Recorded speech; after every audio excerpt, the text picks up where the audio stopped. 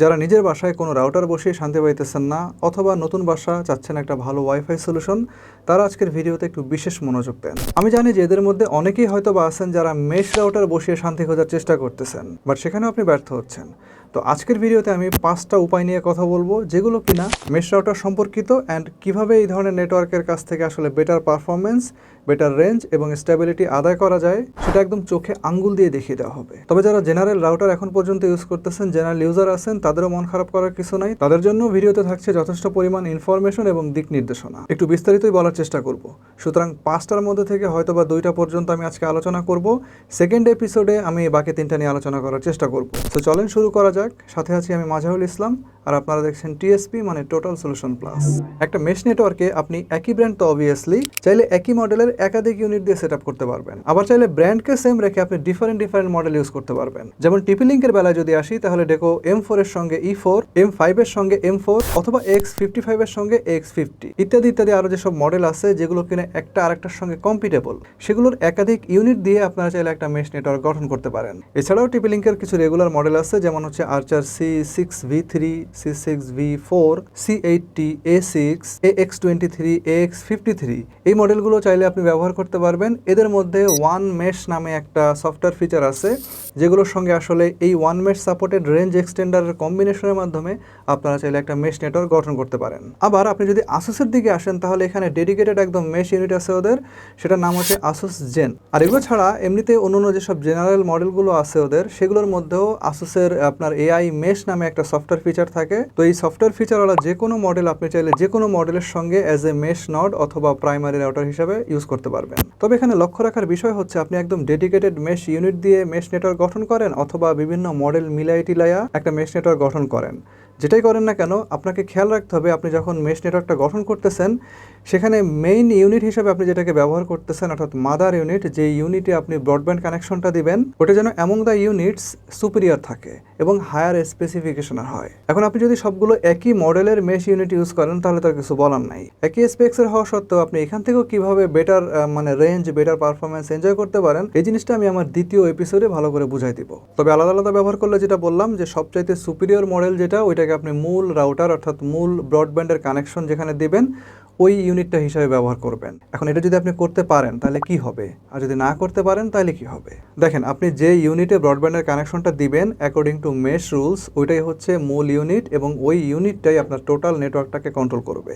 যত ধরনের device management, IP assign, প্রত্যেকটা ইউনিটের কাছে নেট সরবরাহ করা, প্রত্যেকটা ইউনিটের সঙ্গে কানেক্টেড ডিভাইসগুলো ডাটা আদান প্রদান সহ যাবতীয় কাজ কিন্তু সেই ইউনিটটাকেই করতে হবে। সুতরাং আপনি বুঝতে পারতেছেন যে আসলে কেন একটা হায়ার স্পেসিফিকেশনের মেশ ইউনিটকেই মূল ইউনিট হিসাবে ব্যবহার করতে হবে। পক্ষান্তরে আপনি যদি একটা লোয়ার স্পেসিফিকেশনের যে ইউনিট সেটাকে আপনি মূল ইউনিট হিসেবে ব্যবহার করেন, তাহলে আপনার নেটওয়ার্ক থাকবে অলওয়েজ দুর্বল, কারণ ওই ইউনিটটা তো একটা দুর্বল ইউনিট। ফলে ওই রাউটারের এমনিতেই পারফরমেন্সটা খারাপ, সো নেটওয়ার্কটা থাকবে ল্যাগি, আর পুরো লোডটা আসলে এসে ওই দুর্বল বেচারার উপরে পড়তেছে। ফলে ওই ইউনিটের যে ক্যাপাসিটি তার থেকে অতিরিক্ত প্রেশার কিন্তু আপনি তাকে দিচ্ছেন। অতিরিক্ত প্রেশারে ওই ইউনিটটা হবে ওভারহিট এবং আসলে একটা লোয়ার স্পেসিফিকেশনের রাউটার হিসাবে তখন যতটুকু পারফরমেন্স তার করার কথা অতটুকু আপনি তার কাছ থেকে তখন পাবেন না। অপরদিকে যেটা আসলে লোড নিতে পারতো, যেটা লোড নেওয়ার ক্যাপাসিটি আছে, সেটাকে আপনি হয়তো বা বাসার একটা প্রান্তে লাগায় রাখছেন, ওইটা হয়তো বা এমনও আছে যে মাঝে মাঝে ইউজও হয় না। সো আপনি একটা হায়ার স্পেসিফিকেশনের রাউটারকে আসলে ফালায় রাখতেছেন লিটারেলি। আরেকটা ঝামেলা যেটা হবে, আপনার যে মূল ইউনিট সেটা লোয়ার এন্ডের হওয়ার কারণে আপনার যে হায়ার এন্ডের যে ইউনিটটা, এইটারও যে কার্যক্ষমতা সেটাও দেখবেন যে অনেকখানি ডাউন থাকবে, কারণ আপনার যে মূল ইউনিটটা সেটা কিন্তু একে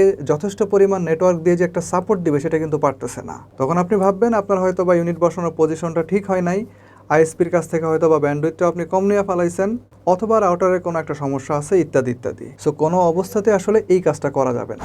এবার আমরা দেখি যে কোথায় কিভাবে ইউনিটকে বসাইলে আমাদের নেটওয়ার্ক এবং পারফরমেন্সের আসলে কোনো ঘাটতি থাকবে না। মেশ ইউনিটগুলোকে একটা আর একটার খুব বেশি কাছেও বসানো যাবে না, আবার খুব বেশি দূরে নিয়েও বসানো যাবে না। আপনি যদি একদম কাছাকাছি নিয়ে বসান তাহলে সমস্যাটা একরকম হবে, আর যদি অনেকখানি দূরে দূরে বসান তাহলে আবার সমস্যাটা আর এক রকম হবে। আপনি চেষ্টা করবেন মেশ ইউনিটগুলো বসানোর সময় একটার সঙ্গে আরেকটাকে 30-35% ওভারল্যাপ করিয়ে বসানোর জন্য।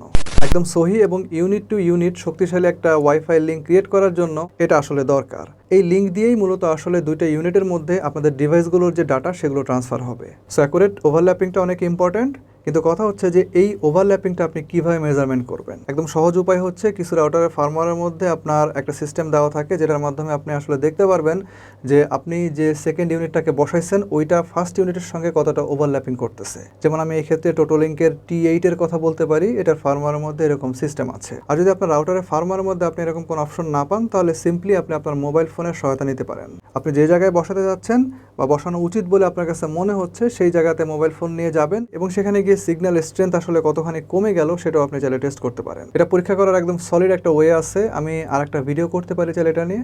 আজকে জাস্ট একটু বেসিক আপনাদেরকে দেখাই দিচ্ছি।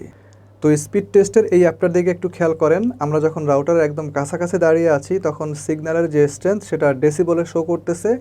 দেখেন এখানে -25 বা -30 এর মধ্যে কিন্তু জিনিসটা ওঠানামা করতেছে। আর সাধারণত অন অ্যান অ্যাভারেজ যে কোনো রাউটারের ক্ষেত্রেই এই সিগন্যালের যে স্ট্রেংথ সেটা -65 to 75 পর্যন্ত অপারেশনাল থাকে। এর ওই পাশে গেলেও আপনি নেটওয়ার্ক পাইতে পারেন, বাট সেখানে প্রচণ্ড পরিমাণ দেখবেন যে ল্যাটেন্সি চলে আসছে।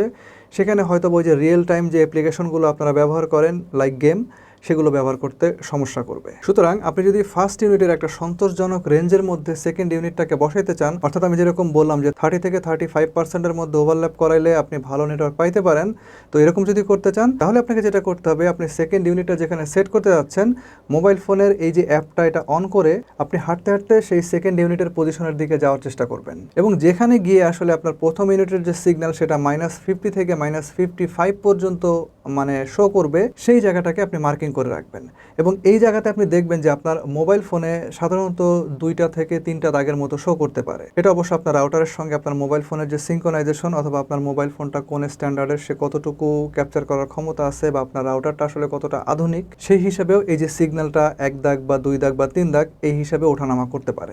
এবার আপনি দেখবেন যে আপনি ফার্স্ট ইউনিট থেকে কতখানি আসছেন, সেই হিসাবে মোটামুটি একটা আইডিয়া করে আপনি সেকেন্ড ইউনিটটাকে বসাবেন, তারপরে ওটাকে পাওয়ার দেবেন। এবার আপনি দেখবেন যে আপনার আগের মার্কিং করা যে পজিশনটা, অর্থাৎ যে পজিশনে আপনার ফার্স্ট ইউনিটের মানে ফ্রিকোয়েন্সিটা -50 to -55 শো করতেছে, ওই পজিশনে এসে আপনার সেকেন্ড যে ইউনিটটা আপনি বসে আসছেন সেটার মানে ফ্রিকোয়েন্সিটা কতখানি মাইনাস শো করতেছে এবং আপনি চেষ্টা করবেন যে আপনার সেকেন্ড ইউনিটের যে মানে ফ্রিকোয়েন্সি ওইটার স্ট্রেংথ যেন আপনার ওই জায়গাতে ওই পয়েন্টে -50 থেকে -55 এর মধ্যে থাকে। অর্থাৎ আপনি ফার্স্ট ইউনিটের যেরকম মানে ডেসিবল লস হবে, সেকেন্ড ইউনিটেরও যেন একই পরিমাণ ডেসিবল লস ওখানে থাকে। এরকম যদি হয় তাহলে আপনি ধরে নিতে পারেন যে দুইটা ইউনিটের ফ্রিকোয়েন্সি ওই পয়েন্টে 25 থেকে 35% ওভারল্যাপ করতেছে।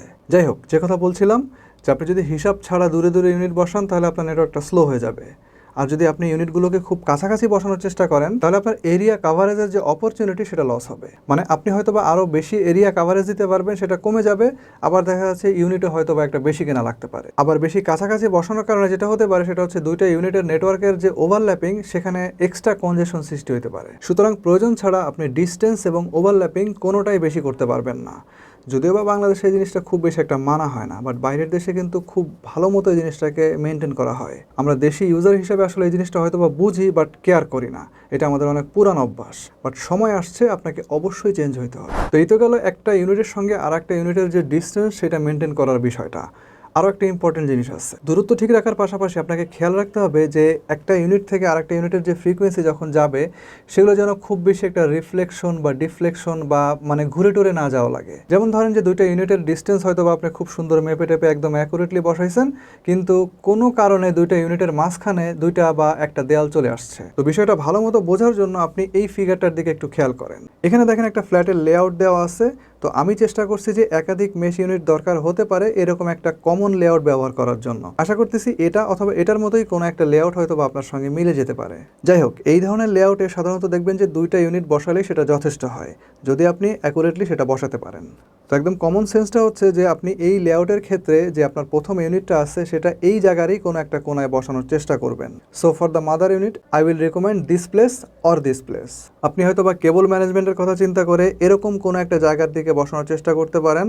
বাট এগুলো আসলে আপনার নেটওয়ার্কের এফিসিয়েন্সিকে নষ্ট করবে, আপনার রেঞ্জকে নষ্ট করবে। বেশিরভাগ সিগন্যালই দেখবেন যে বাসার বাইরে চলে যাবে। সো এটা করা যাবে না। যাক, এটা হয়তো বা আপনি সামহাও আমার বক্তব্যের সঙ্গে একমত হয়ে ম্যানেজ করে ফেললেন। বাট সমস্যাটা আপনি যেটা পাকাবেন সেটা হচ্ছে সেকেন্ড ইউনিট বসাইতে গিয়া। আপনি সেকেন্ড ইউনিটটা হয়তো বা এই বেডরুমের ভিতরে নিয়ে আসার কথা চিন্তা ভাবনা করতে পারেন, যেটা হবে টোটালি রং। বরঞ্চ আপনি সেকেন্ড ইউনিটটাকে যদি এই জায়গাতে না বসিয়ে এই জায়গাতে বসান, তাহলে সেটা আপনার প্রথম ইউনিটের সঙ্গে একটা ডিরেক্ট কন্ট্যাক্ট মেনটেন করতে পারবে। ওয়াইফাইয়ের রেঞ্জ বৃদ্ধির সঙ্গে সঙ্গে অ্যাকুরেট ডাটা স্পিড নিশ্চিত করতে, যেটা কিনা আপনাকে হেল্প করবে। পরবর্তী এপিসোডে আমরা যেটা জানবো এবং বুঝবো তা হচ্ছে কেন আপনি অল্প জায়গার মধ্যে অধিক পরিমাণে বা প্রয়োজনের অধিক ইউনিট ব্যবহার করা থেকে বিরত থাকবেন। ইউনিট থেকে ইউনিট ওয়্যারলেস কানেক্টিভিটির বদলে আপনি যদি চান যে কেবল কানেকশনের মাধ্যমে করবেন, সেটাও পারবেন। এবং সেটা কিভাবে এবং কেন, এ বিষয়ে বিস্তারিত আলোচনা থাকবে। আর অনেকগুলো ইউনিট যদি আপনি ব্যবহার করেন, তাহলে যে ইউনিটে আপনি নেট কানেকশন দিবেন সেটাকে কোথায় বসালে আসলে সবচেয়ে ভালো নেটওয়ার্কিং হবে, এই বিষয়ে থাকবে বিস্তারিত আলোচনা। সো আজকের ভিডিও এই পর্যন্তই। সবাই সুস্থ থাকেন, ভালো থাকেন। আল্লাহ হাফেজ।